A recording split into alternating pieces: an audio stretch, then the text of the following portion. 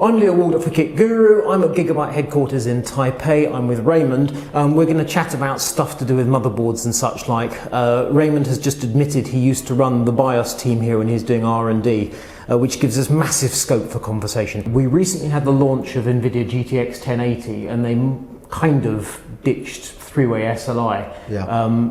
Although we did see systems with 3 graphics cards, one for physics. But the suggestion was that smaller form factors seems to be a logical direction. Yeah. You can still spend a fortune if you put 2 1080s in there. Yeah. Where does Gigabyte see form factors, size of PCs and such like going? What's the direction of travel?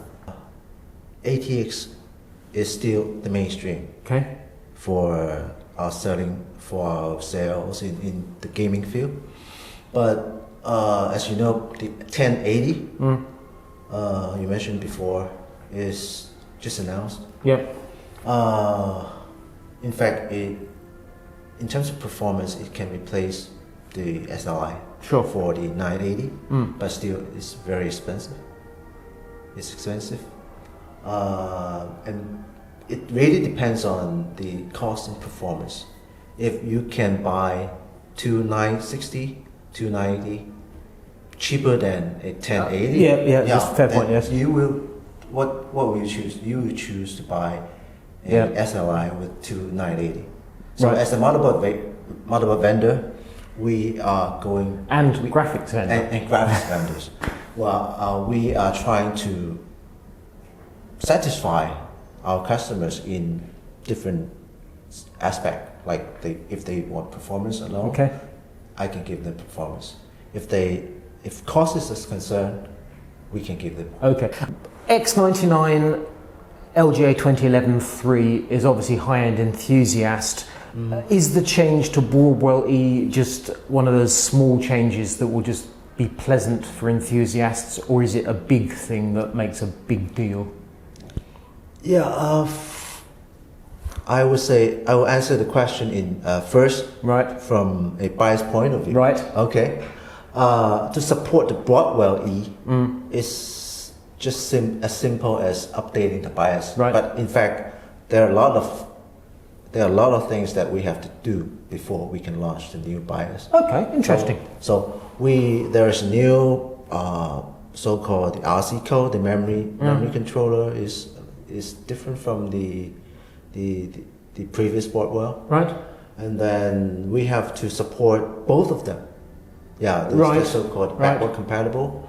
And then we have to support both of the CPU so that they are working fine and without any problem. And of course, supporting our so-called OC enhancement, performance enhancement. In terms of if we put a difficulty level of 1 to 5 on it, so say a change from BIOS to UEFI would be, I guess, quite tough, and a change in complete architecture or a change to different memory, DDR3 to DDR4 is quite tough. Is a change to Broadwell-E, would you say that was difficult, or actually not that difficult? It's not repetitive. If, for example, changing from legacy to UEFI BIOS is a level of 10, I would say supporting the Broadwell-E together with the OCPU on the same code base, and we have to ensure that everything goes well in quite a short time. The level should be 4. So around 4. It says looking for mistakes rather than But this time besides supporting the so-called Broadwell-E, we have a X99 refresh models. I'm not sure. There's a list on Gigabyte website, unless there's models that you haven't announced, but there is a list of models. I mean, in a broader sense, though, is there any reason why every X99 motherboard won't be updated for Broadwell-E? Of course we have to. Because we are not sure which customer from which part of the world they're going to buy a new Broadwell-E. Just do a simple plug-in. That's why we have to do that, because the new CPU plug-in on a new old motherboard with an old BIOS, it will not work. just Okay. simply don't work. Right. When you have the classic thing, you buy your new motherboard and you buy your new processor and you have your old motherboard and you haven't updated the BIOS. Yeah. You put the new processor in, it doesn't boot because it doesn't recognize. It is not it is not a must, but usually for an old motherboard with a new CPU, it should at least boot up to Fine. a certain Enough so you can then update and get. it's good enough for you to download a new BIOS Fine. and update to update the flash. But this time, if you plug in a new Broadwell-E, it just don't boot. Right. No post. Okay. So that's why we have to refresh every piece of every model to the new code base. 4 months ago, we have released every BIOS for the Broadwell-E so that they can have capability to at least boot up, but not fine tune. Okay. So that's why I think we have to make sure everyone will not encounter a hang-up issue. Yes, a disaster. Yeah. On the storage front, M.2, U.2 and SATA Express, I know historically Gigabyte and all motherboard vendors want to support everything because you don't want to upset anybody, so the more. U.2, M.2, SATA Express, are they all valid going forward, or SATA Express not so much? Yeah, in the current moment, especially our high-end motherboard, we support all of them. We have U.2, we have M.2, and we have SATA Express. And for SATA Express, you can say it is not that popular. Yes, indeed. Yeah, but up to now, it's still on the Intel list. Right. The support list. So we will continue to support that. And for SATA Express, there are two small connectors besides the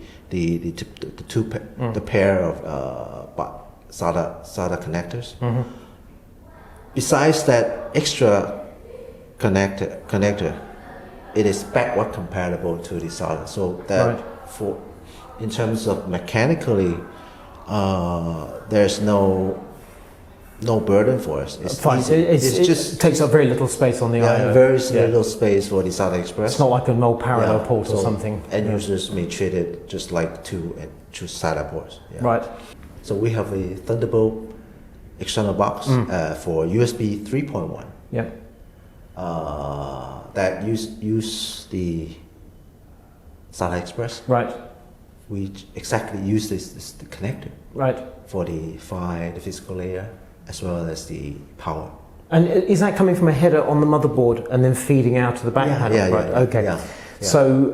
So that's why we're still continue to support that with a limited effort. Yeah. Okay. In terms of bandwidth and connectivity and so on, when you have PCI Express, obviously that depends on which platform, which chipset. One of the attractions of the high-end X99 with the high-end processors is massive amounts of PCI Express, and then as you go down, you don't get full bandwidth for two graphics cards, and that can affect the bandwidth available to your storage, because if you put in two GTX 1080s. That's all the PCI Express gone pretty much. Is there a benefit then to using M.2 SSD, or does it make no difference what kind of SSD you use? Is there any priority with the bandwidth? Which drive gets what? Yeah, of course. The PCIe SSD still has the biggest bandwidth. Yeah. And then the M.2, our configuration now is only a by 2, which makes you a 8 giga. It is a by 2 is like 15 or 16 gigabit. So for the higher, the Intel 750 is far away from a by 2 performance. Right. A by 4 PCIe Express can only a by 4 PCIe. Sure. Have you considered having a cooling pad for M.2?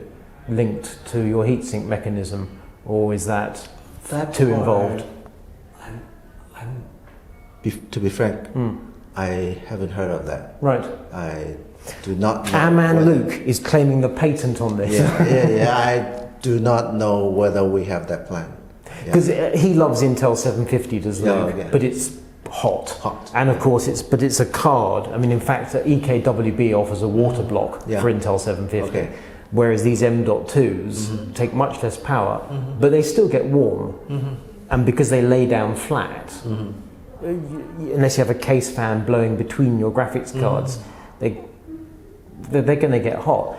Whereas Luke's suggestion was if you extend your VRM heatsink and have a cooling pad just there, he thinks that would work. That is a good idea. Yeah, Luke, you're a genius. Yeah. Luke also suggested you should have 2 or 3 M.2 slots with cooling pads per motherboard. So, but he's gone to extreme. Yeah, we have a lot of motherboards supporting at least 2 M.2. But with the cooling pad, I think I would suggest that. This is a note going down. I'll let you make the note. Okay, I'm making the note. Thank you. Thank you, Luke. This might not make it in the video, but Alan will see this at least. Form factor. So with motherboards, whatever the customer wants, the customer can buy. ATX going down, micro ATX for enthusiasts. Is micro ATX for enthusiasts something that you'll do, but why not buy ATX? Because after all, if most cases will take ATX after all, that's the general size. Is micro ATX popular, or is it in the enthusiast level, or is it not popular? I don't have a precise question for that, but according to my understanding from the salespeople, our gaming motherboard still goes mainly through the ATX. Yes, what I expected. It's this curious thing that enthusiast cases that I see, mainly ATX, but there are a lot of micro ATX and mini ATX that are very interesting. And yet most of them have a whole load of drive bays. You know, they'll support 5 or 8 3.5-inch drives, when none of us use 5 3.5-inch drives. It's kind of we have to investigate on the customer's behavior. Yeah, I have seen a lot of reports from the sales people, especially some from the Europe, the LAN parties. Yes, indeed. They bring the huge machine from their home to the LAN party. Yeah. So why? Well, and that's because just as you mentioned, a lot of the slots that it is not used. No, it's a lot of fresh air. It's not used. But from different point of view, because a lot of the game players, especially in that LAN party, they have a lot of innovations. Right. They build their own machines with a lot of different 不同的造型， different designs. Different designs, green like the house or the car. So I don't really know how the exact answer, but it is a customer behavior. We have seen some connectivity between motherboards and cases. Recently I saw a Fantex case which has a header which connects, I forget the standard. Is it 50-50, is that called? But the point is you could integrate the motherboard and the case, and then your software could control the two, which is cute. Clearly it's a side thing. It's a niche interest, small interest, but nice. But again, I guess it costs. So how do you know whether customers are interested in that or care? Do you just try it and see what the response is, or do you have to go out and ask? For the RGB LED, particularly to integrate with the case. I'm talking about the LED on board. Okay. I'm not sure whether it is an internal idea or a customer request, but we do receive some requests from the customers. Right. Like when I was running the R&D team, like 3-4 years ago, there are some suggestions from the field that we can make the motherboard more fancy. Right. Yeah, especially on the high-end gaming. And do you as an engineer sit back and go, why, or is it just okay, it's easy? It's easy. Fine. Yeah, just some GPIOs with different frequencies, different colors, Right. and then we just make it.